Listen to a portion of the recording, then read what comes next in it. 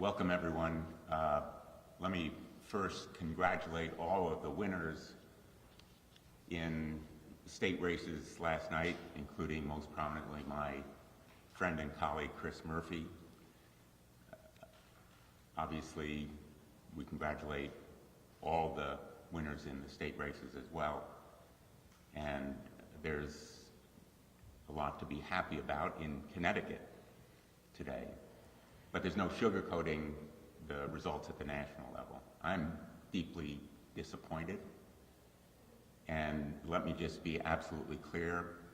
I intend to do what I've always done, which is to fight for the people of Connecticut and hold accountable anyone who abuses their power, anyone who does harm to the people I represent.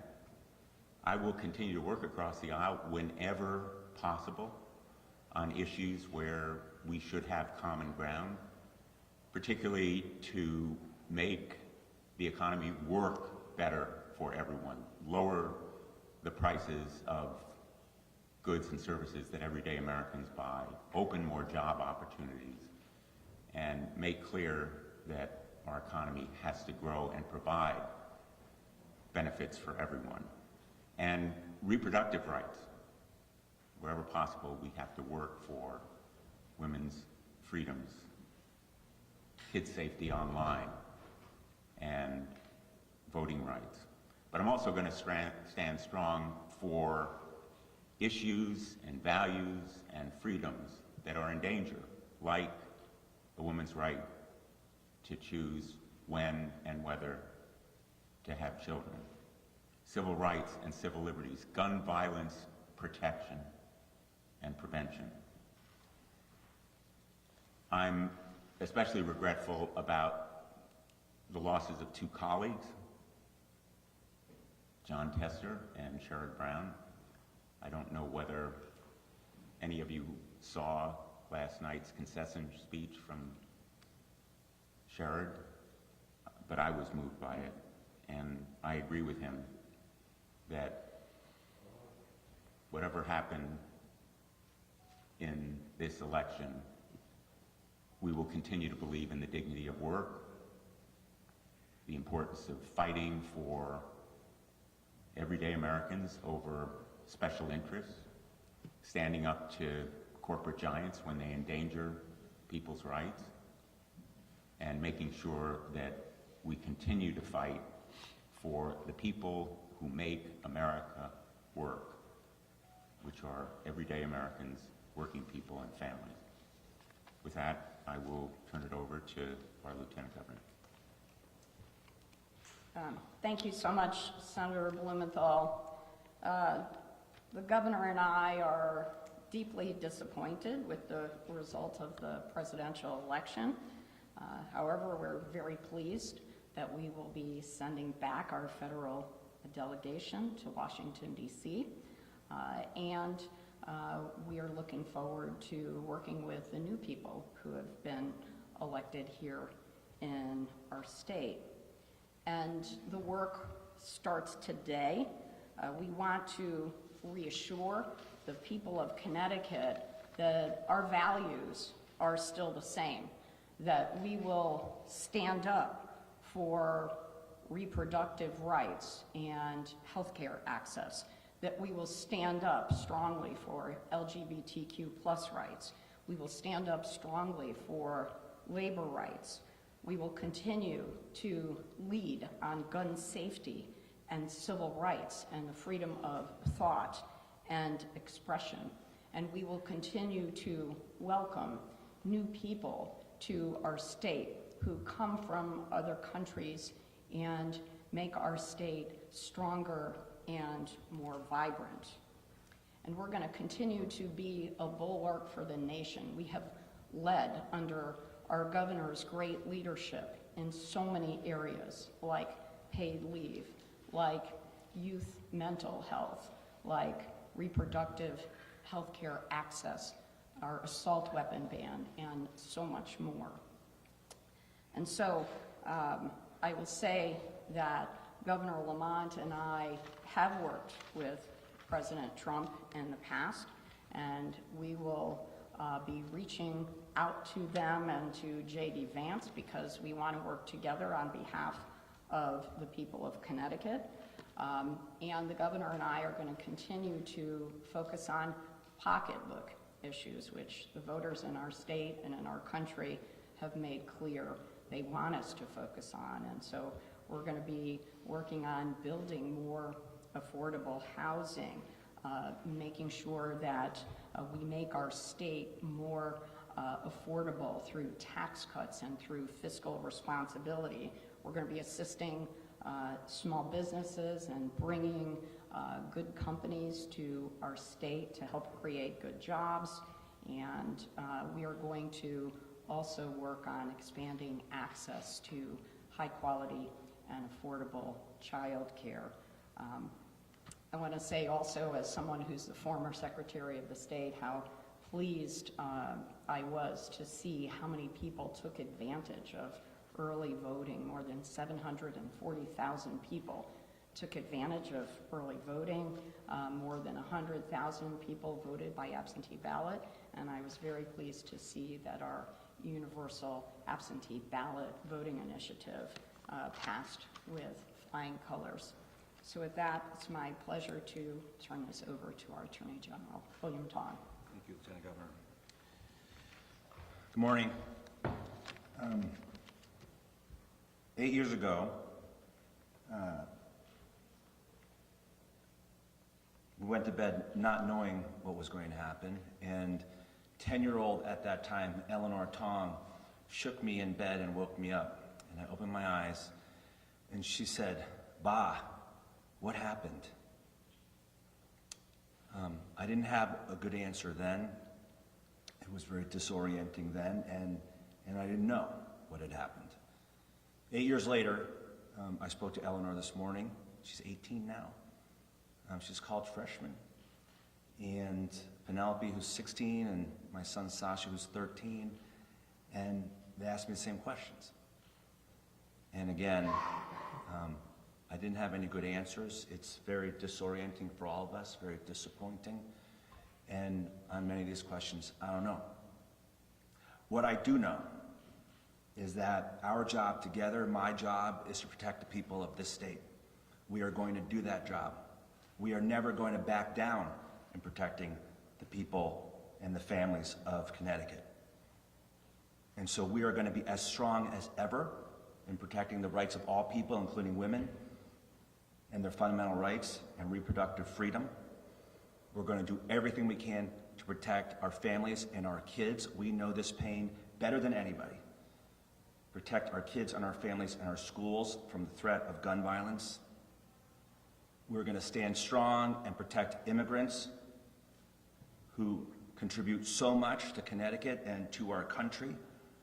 We're going to continue to protect and defend the rights of working people, to advocate for fair wages and benefits, to put food on the table for their families, to make a living wage, to make it possible to do better for themselves and their kids, and to organize in the workplace. And we're going to continue to fight hard for the LGBTQ plus community and protect and defend them every single day. The American people have spoken. We're still unpacking what they said. I think it's very clear that a lot of people are hurting right now, and we have to hear that here in Connecticut and across our state. They're hurting because the cost of groceries and food is escalating at an unsustainable pace. And speaking for our office, we're going to continue and ramp up our investigation of food and grocery prices. Prescription drugs, the comptroller and I, our chief healthcare officer, we focus on prescription drugs. We just won a major case against a drug compounder who was ripping off people here in Connecticut, a $39 million judgment. I just announced 2 major settlements against the generic drug industry. We're going to continue to take the fight to the big pharmaceutical companies to drive down the prices of prescription drugs. We're going to focus on public health, making sure that parents and families have access to vaccines. We're going to continue our fight against the climate crisis and big oil, who are responsible and must be held accountable. And yes, we have to really lean in and focus on the price of energy and the cost of utilities here in this state. And speaking again from my office, we're going to work hard and oppose these exorbitant increases that some of our state's utilities are asking for, to the tune of hundreds of millions of dollars, and we're going to hold them accountable. I want everyone in Connecticut to know and understand that I'm in close communication every single day. I was yesterday, I am today, with my fellow attorneys general across the country. And I'm going to lean into my role now as the Vice President of the National Association of Attorneys General to work with my colleagues on both sides of the aisle. But let me say that my Democratic colleagues are unified. We are locked arm in arm. This firewall that we built is as strong as it has ever been. And if anybody tries to come into our states and take advantage of, rip off, or attack the people and families in our states, we will stop them. That's our job, and we're going to continue to do it. Thank you. Sean? And I said the Chief Healthcare Officer, our Comptroller, Sean Scanlon. Good morning, everybody. You know, as an elected official, and frankly, even as a person, it can sometimes be hard to know what to say these days because of the times that we're living in. And already this morning, it's been an early morning, but I've been asked, what does this mean? What's going to happen? Where do we go from here? 100 times. And I think that there can be two answers to that. Because this morning, when half our state woke up, they were in tears. They were scared, they were frustrated, they were angry, they were hurting. That was happening in my own household, in my own family. It's also true that in the other half of the state, people woke up with elation and joy, feeling heard, feeling excited, feeling like there was a promise of change on the issues that they care about. And as elected officials, we have an obligation to meet both of those people in the road called Connecticut. And so, like all of my colleagues up here, for the people who woke up scared and angry and concerned, know that your elected leaders here in Connecticut will continue to fight for Connecticut values and to make sure that those Connecticut values are protected here in the state that we love. But to the other half of the state, including members of my own immediate family who voted for the other guy, just know that we will continue to work across the aisle when we can. And that the beauty in my mind, having served in the legislature for 8 years and now been comptroller for 2, is that we can still get things done on a bipartisan basis here in Connecticut, and we should, because that is, I think, what the American people want. Maybe the extremes of both parties don't want that, but by and large, I truly believe that most people in the state and country want us to work together, and we should. And this election should not change that.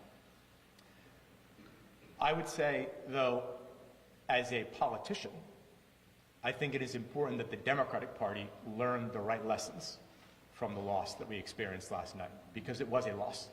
And we should not sugarcoat that, we should not avoid that, we should not blame the American people for that.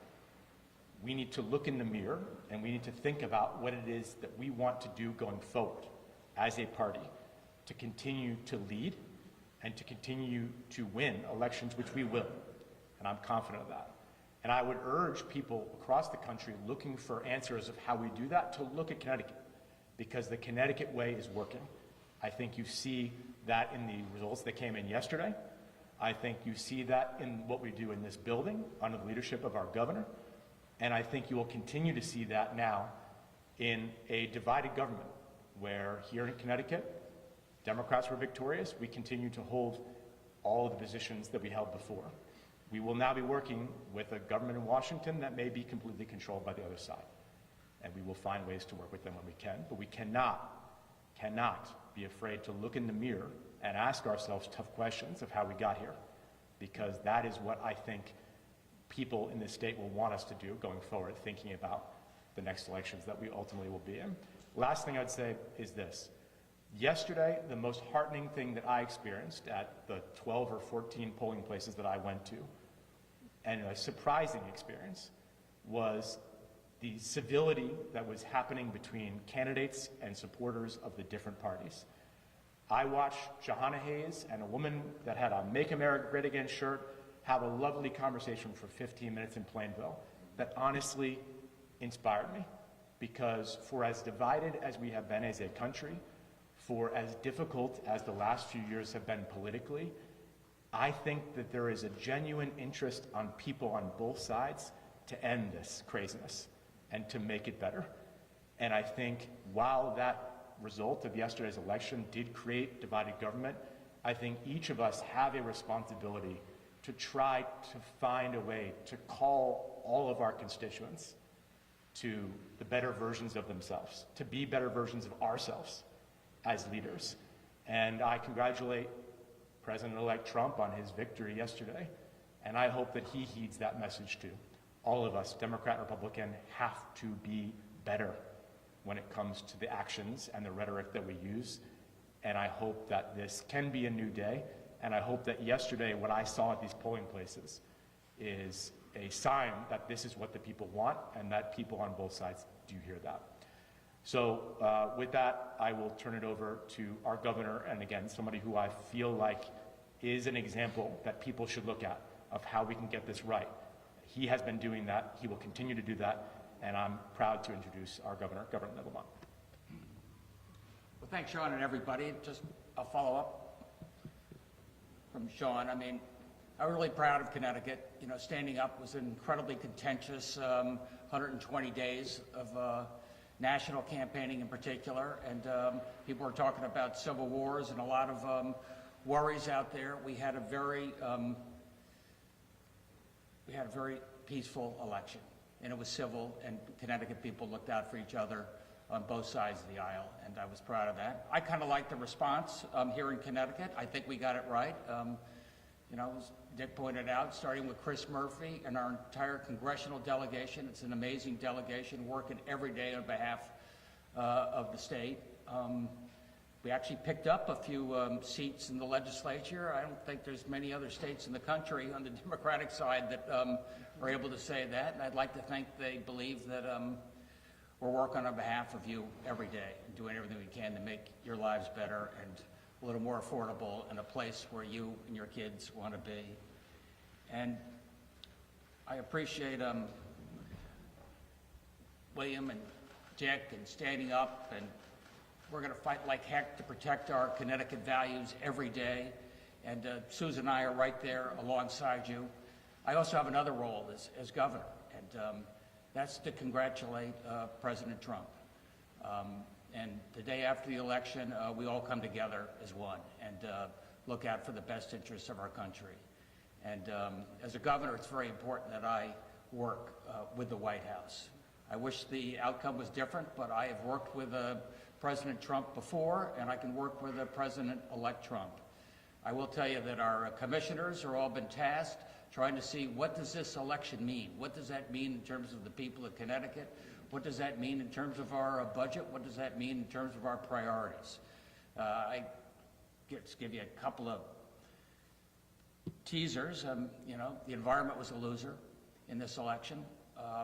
We're going to look hard at what happens to the Inflation Reduction Act. My hunch is there'll probably be a few less tax credits for wind power, probably a few more tax credits for nuclear power, and we're going to have to take a good hard look at how we continue to meet our energy needs given the new lay of the land. I worry about health care. You know, there's been a lot of loose talk about Obamacare, and do we keep it, do we save it, do we change it, do we destroy it? And I do worry that we're going to take a good hard look and make sure that the changes that could be coming, not immediately, but over the next year or so, could really drive up the cost of health care for working families in this state and in this country. And that's something we've got our team working on as well. Obviously, when it comes to core Connecticut values like a women's right to choose, you know, I worry. The president can appoint a new FDA commissioner who can say whatever he or she wants about mifepristone and whether that ought to be available or available by mail. There's dramatic things that a president can do almost by executive power. And that's something I watch very carefully. And just on a personal note, I was with the kids on Halloween, and they were all lined up, and who are you going to call? And they really were paying attention to this election.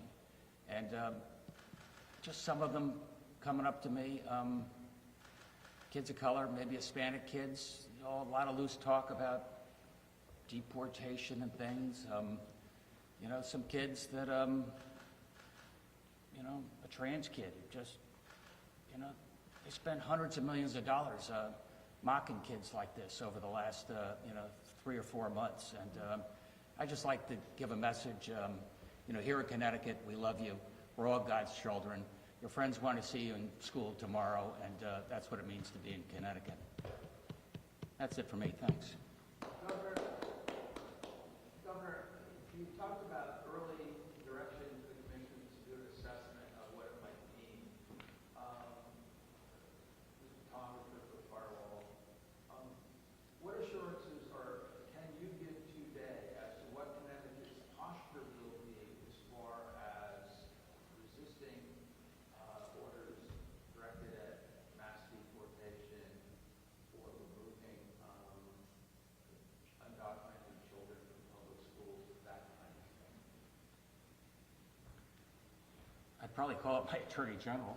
So we have a Trust Act, Trust Act 1, Trust Act 2. That's the law of Connecticut, and we're gonna enforce it. Immigration law enforcement is the province of the federal government, and we're not going to do their job for them. We're going to protect Connecticut families. We all talked about Connecticut immigrants, and immigrant families are Connecticut families too, and they're our priority. What were you thinking of? Well, look, we've been presented with, as we lawyers say, a parade of horribles. Just in the last 2 weeks, a litany of things that it appears the president-elect could do, and the top of the list seems to be some effort at mass deportation. I don't know what that looks like. I don't know how it's going to manifest, but I can tell you when Trump 1.0, hardly a day went by when the governor and I, you know, didn't get a call about somebody who was being targeted. There were episodes of people hiding out in churches. There were episodes of people who were, you know, retreated and locked themselves behind locked doors in courthouses.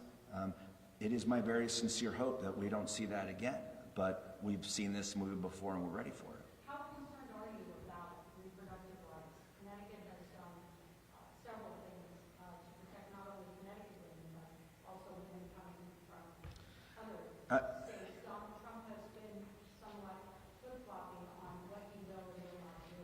How does that affect how Connecticut operates? So I'm extraordinarily concerned because I know that not just the president-elect and some of his proxies have spoken about, you know, punishment for women, for example, who may seek reproductive health care. I know that my colleague in Texas, Ken Paxton, is trying to gain access to health care records of women who are seeking access to reproductive health care in Texas and outside of Texas. So I'm not going to sugarcoat it. I think all of us are extraordinarily concerned about that. Let me add a point there. You know, let's be very clear-eyed here. A national ban on abortion will preempt state law in Connecticut. That's just a reality of the federal system. So we need to be prepared for a fight. There's no question that people around this president want to ban abortion across the country. But the strong, growing, powerful weight of public opinion in this country is for reproductive freedoms. And that is illustrated, in fact, by yesterday's votes in Missouri and Arizona for referenda that will protect a woman's right to choose, and in Florida, even though it wasn't 60%, powerful, strong voice of the American people in favor of women deciding their own freedom. And I can tell you If we're in for a fight, we're ready. We're ready, able, and willing to make that fight at the national level. No question that we will have allies on the Republican side because they may have been failing in the past to stand up and speak out. But if a national ban on abortion is threatened, I believe we can work across the aisle with Republican allies at the national level to avoid a law that would preempt the state laws in Connecticut that protect a woman's right to decide her own future. Senator, do you anticipate Democrats taking use of the filibuster in the Senate to prevent some of the things you just outlined there? I mean, and do you anticipate there might be any change to a filibuster rule? I don't think there will be a change to the filibuster rule because, for better or worse, my Republican colleagues have steadfastly opposed it. When it's been raised, they voted against it. And the next majority leader of the United States Senate, whether it's Thune or Cornyn, both are on record against changing the filibuster rule. So I think that's one way in which we can prevent the national ban on abortion that may be threatened. But let's be very clear. We need to fight abuses of power and hold accountable anyone who abuses power or does harm to the American people. And that includes a potential national ban on abortion. And we have Republican allies. And so even if the filibuster were ended, I think we could defeat a national ban on abortion. There's no question where the people of the United States are on this issue. Whatever they may think of abortion for their families or themselves, they believe it should be a decision that each individual woman makes for herself. That's the basic principle. Reproductive freedom is a core freedom, and we need to stand strong not only for that freedom, but for others that may be threatened by misuse of the Insurrection Act to send the military into silent protest, or use of the Justice Department to seek retribution against political enemies. These fundamental freedoms are at stake. Whatever the president may be saying, my worry is as much people who are around him and who may have influence in this administration. So we're ready for the fight. We're able to do it. We can win. On the highest level, though, notwithstanding a handful of seats here in Connecticut, it looks like voters across every recordable category are shifting away from Democrats. I wonder if the governor, Senator Blumenthal, do you view this election as a repudiation nationally of your party? Of the Democrats? Do I view it as a repudiation of Democrats? Yeah. No, absolutely not. First of all, the country voted for two individuals, or voted between two individuals. I'm not going to be the political analyst this morning. We'll have plenty of time to digest and analyze the reasons for the vote in favor of Donald Trump. But it's a disappointment, but not a failure.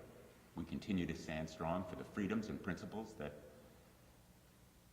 lead us to fight for working people, freedoms of reproductive rights, the kinds of economic opportunities that people ought to be accorded, and the fight for individuals against corporate special interests, the corporate giants that threaten everyone's freedom. Governor Malloy, did you view... Governor Malloy? Malloy. We're all tired, guys. We're all tired. All right, I'm back. It's 2024. Governor Lamont, did you view the elimination of the state and local tax exemption under Trump to be directed as a retaliatory act of blue states? And do you fear anything along those lines this time? Blue states, like Connecticut, were more likely to expand Medicaid.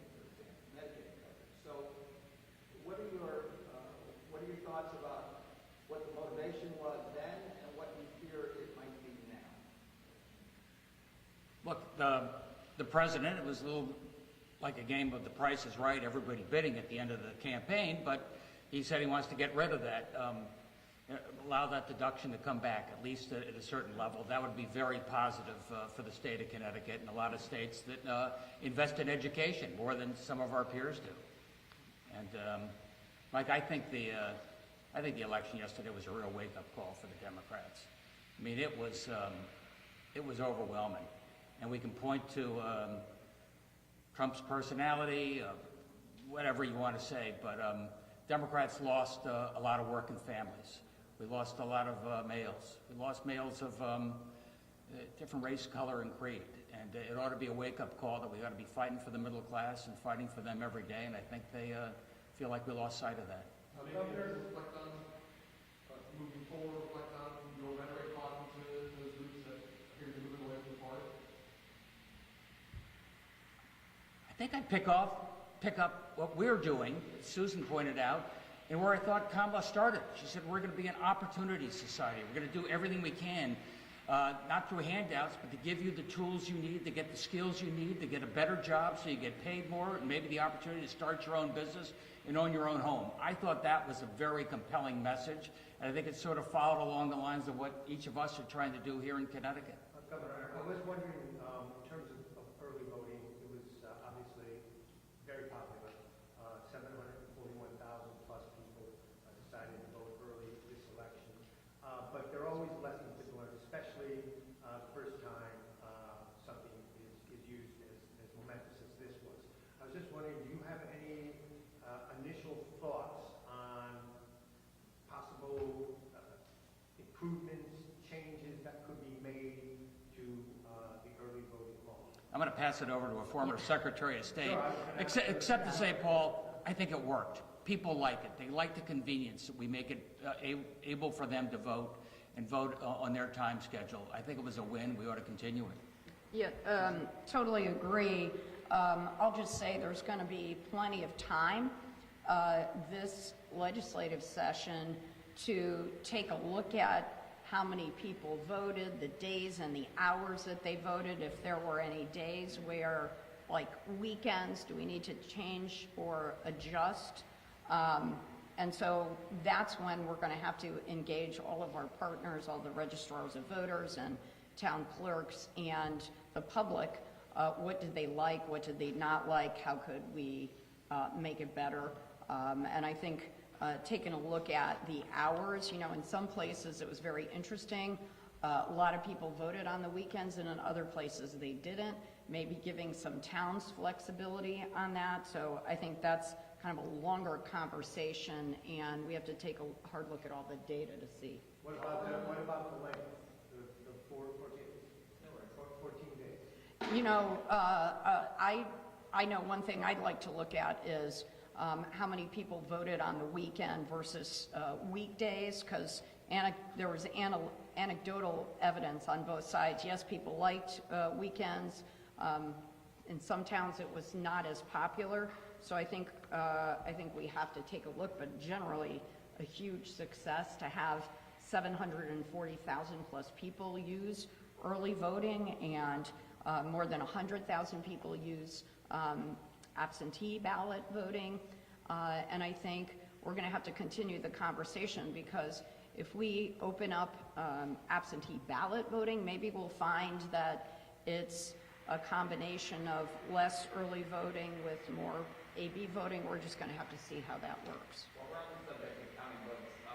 Connecticut, it seems like last time was one of the slower states in the country at actually getting results in. Does anyone know why that is and what might change so that that's not the case? So I think one of the reasons that there wasn't sort of instantaneous result getting is because so many people voted early. And so that meant on election day, you had to be slitting open the envelopes and getting those ballots ready to be counted. And also because early voting was so popular, there was less time for election officials to prepare for presidential election. And, you know, all of us were out on election day, and no matter where we went, there was huge interest and huge turnout. So I think a combination of big turnout and a lot of early voting accounted for maybe later than usual results. And I think that's another thing that we're going to have to take into consideration when we decide how we can tweak it to make it more efficient and quicker. I also wanted to ask Governor Lamont, you mentioned that in the Connecticut legislative races, Democrats picked up a few seats, obviously nationally, Republicans had a good night. How do you understand that difference? Is there something that national Democrats would take from Connecticut, or is it about the voting body, or how do you understand that? I think we have a pretty good balance here in this state. We work together pretty well, as you heard Sean say. We work across the aisle. We balance the budget 6 times. We take law and order seriously. We also believe in an opportunity society, and we fight for Connecticut values and Connecticut rights. You might as well be consistent and clear about where you stand, and I think people kind of like what they saw. But the Democrats have such an edge on the voter rolls in the state. I mean, there were 488,000 and some change registered Republicans.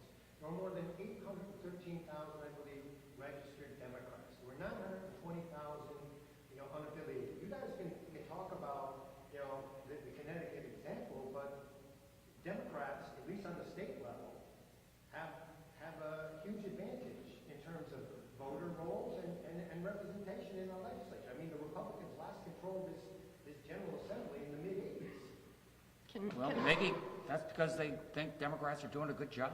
Well, Can I just say in response, Paul, to your question and to Mike's question, I think the voters of Connecticut generally like the balance that we've had. Under the governors and our legislative leadership, we've been very fiscally responsible, and because of that, we've been able to invest in things that matter to people, like job training, free community college, expanding early child care, and so many other things that help people in their everyday life. And so I think maybe it's the balance that we have of fiscal responsibility and providing education, which is the key to economic opportunity, along with child care. Can I ask Lieutenant Governor, obviously one of the big things over our goals, it's now the second time Donald Trump has denied a woman Democratic candidate that ability to break the glass ceiling as the highest ranking woman in Connecticut government. How do you respond to that? What's your feeling on that? It's now the second time this has happened. Yeah, and it's personally very disappointing to me as somebody who is a big supporter of both Hillary Clinton and Kamala Harris. I don't think the election was just about gender. I think it was about pocketbook and wallet issues. And so that's what I take from it, and I certainly am personally disappointed for all those girls and young women out there who were pulling for Kamala. Governor, you said there's a reason. What did any of you learn during the first Trump presidency that might guide how you go into the second Trump presidency? Well, I'll just add one thing. I was the chair of the insurance committee from 2017 to 2021 during the first Trump presidency, and we did a lot in state law to codify federal policy like the Affordable Care Act, where saying the 10 essential health benefits that say you can't be discriminated against if you're a woman having a baby, you have to be guaranteed to have mental health coverage, you can't be discriminated against because you have a pre-existing condition. We put a lot of those things into state law because we were worried about what would happen if they repealed the Affordable Care Act, which thankfully during his first administration they were not able to do. A lot of my colleagues with different germane committee assignments did the same thing. But as Senator Blumenthal talked about a few moments ago, federal law in some cases does supersede state law. And so there are limits to our ability to do that. But as we did several years ago, we will continue to see where we can codify Connecticut values into Connecticut law to protect our citizens from what might happen in a second administration. But there are limits to what our ability is to do that. Will Connecticut stockpile nuclear first notice other Democratic states have done? We're not going to do that because we consulted with Manisha Jutani, our public health commissioner, and it doesn't make sense to do that because if the FDA were to take away its approval of that drug, you're not going to have doctors who are prescribing it, so that doesn't help. Fortunately, there are some other drugs that are effective, maybe not as effective, but we'll have to explore those other options. Governor, you said the Democrats should look internally at what the takeaway should be, what happened nationally. Are there any lessons of those national results that you think legislators in Connecticut who are going to be asking you to loosen the guardrails and taking some other steps, are there any lessons that should be internalized here among Democrats in that regard?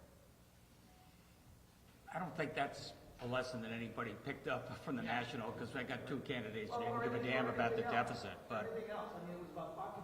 I think it was about pocketbook issues. I think we took our eye off the ball there. We got to figure out those middle-class families are getting squeezed, the high cost of education, the high cost of hospitalization, the high cost of electricity, what we can do to make life a little bit easier for them. I think that should be our laser focus. I think it has been for the last 5 years. Senator Blumenthal, what can the Biden administration and Congress to some extent do in the next couple of months to, as long as President Biden is president, to prepare for this? Well, I'll tell you one thing we're going to do. We're going to confirm a lot of judges. And we haven't really discussed it here, but the United States of America is still the rule of law. We still have courts, and we have basic principles of law that protect individuals against abuses of power. When I say stand up and fight for values and principles and freedoms, some of those fights are going to be in the courts. So in the next couple of months, we need to confirm more of our federal judges. We have already confirmed an unprecedented number, considering the amount of time, and those judges are a bulwark. When attorneys general of the states go to court, federal judges will be making those decisions. When private individuals or organizations go to court, they'll be making difference. We also want to pass the Kids Online Safety Act. As you know, it passed the Senate by an overwhelming bipartisan vote of 91-3. I think protecting kids online is tremendously important, and there's bipartisan support for it. So I hope that President Biden will push, as he's already endorsed, that measure as well. And then the National Defense Authorization Act. Not only important economically to Connecticut, because we make the submarines, helicopters, and joint strike fighters that are financed by that measure, but also to our allies around the world. We haven't discussed it here, but I've talked over just the last 5 hours to colleagues and other officials about the reaction is across the globe: perplexity, apprehension, and uncertainty about American leadership. So I think in the next 2 months, sorry, Paul, we need to confirm that America will stand behind Ukraine in its fight against Russian slaughter and assault. That's what I was going to ask you. What do you think is your Ukraine policy? Well, Lindsey Graham and I, we've made 6 trips to Ukraine the last 2.5 years. We're going to be fighting for a supplemental for Ukraine so that it will receive the resources it needs to continue the fight against Vladimir Putin's murderous assault and aggression against the people of Ukraine. And that's a battle that we must win, because Putin will keep going if he wins in Ukraine, and then we will be obligated to have troops on the ground under our treaty requirements. So we have bipartisan support for a supplemental. I hope it will be in the range of our last one, which was tens of billions of dollars. We've come back, Senator Graham and I, determined that we will work to get that across the finish line before the end of the year. Do you have any concerns about what will happen under President Trump's leadership in regards to Ukraine, American policy towards Ukraine? I have deep concerns about what President Trump may do, not only as to Ukraine, but also as to NATO, and as to potential aggression by China, as well as needing to stand up to North Korea, which now is, in fact, putting troops on the ground in Ukraine, apparently. The insertion of those North Korean troops in Ukraine significantly escalates and endangers the fight there. So I think that there's good reason to be concerned about what both J.D. Vance and President Trump may do about Ukraine. And that's why the bipartisan support that we have for Ukraine in the United States Senate with Senator Graham and others is so very important. You said there's going to be a lot of federal judges. The last question we get around. So there'll be a lot of federal judges confirmed. Would you vote to fill the Supreme Court vacancy if one happened? For example, Justice Sotomayor was criticized Trump for appointing so early to the election for Ginsburg's seat. Would you vote in the lame duck session? You know, I'm not going to speculate on what may happen on the United States Supreme Court. There's no indication that Justice Sotomayor is considering stepping down. That's a decision for her to make. I think she's a great justice, and I don't think there is likely to be any vacancy on the Supreme Court before the end of the year. Can I just clarify something? Sorry, apologize. On the mifepristone question, I want to make it very clear that today, right now, this minute, abortion remains safe, legal, and accessible here in Connecticut, and mifepristone is safe, legal, and accessible here in Connecticut. We have a court order from federal court in Washington State that I and my fellow attorneys general secured to make sure that Connecticut is protected, so I don't want any doubt about that. I share Senator Blumenthal's concern and the comptroller's concern about an attempt to enact a federal ban on abortion. We would fight that tooth and nail, not just through Senator Blumenthal, but in the courts. The U.S. Supreme Court said in Dobbs quite clearly, this is a matter for states, so they better respect that. Okay, this is Connecticut's decision. This is Connecticut's call about reproductive freedom and access to abortion, and we honor and respect that right. We've ensconced it in our law, and so I would argue if they try that they cannot preempt Connecticut because it is a matter for the sovereign state of Connecticut to determine. Finally, I think what we learned in Trump 1.0 is when they say they're going to do something, believe it. Okay, the fall of Roe, the SALT tax deduction, the dismantling of the EPA, they mean it. And so that's why we have to be ready for all contingencies. But we've also learned, you know, we have learned, we have agency. We have power if we use it. And the rule of law is something that's sacrosanct to everybody in this country, regardless of party and who's president.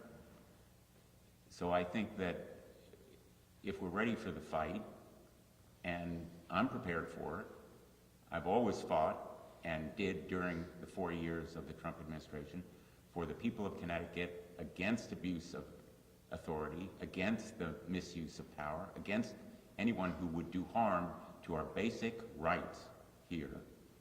We can win. One of the policies Trump has talked about most in his campaign was tariffs. I wonder what impact significant tariffs might have in Connecticut. It's a big deal in this state. We do an awful lot of manufacturing. They import materials from all over the world. We just had Airbus here. They do a lot of supply chain here. They come from 100 different countries. And right now they're trying to figure out how to calibrate the tariff on each and every one of that, what's that's going to do to the price of a jet engine. And with that, my 4 favorite words, hearing no further questions. Thanks, everybody. Good word.